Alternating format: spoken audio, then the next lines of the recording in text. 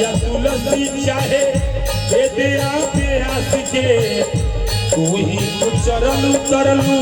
काली सूरदास के का तेरे देहलू वाल्मीकि पे मिजाज हो तेरे देहलू अरे वाल्मीकि पे मिजाज हो तेरे देहलू वाल्मीकि पे अरे मिजाज हो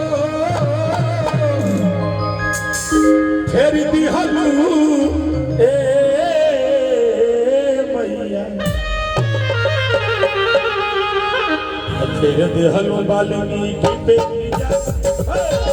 तो दवा के राज रखी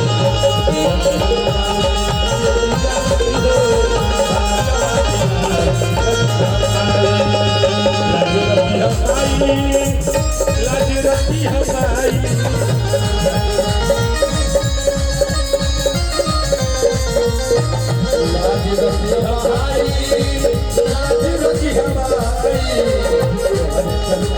ज्यादा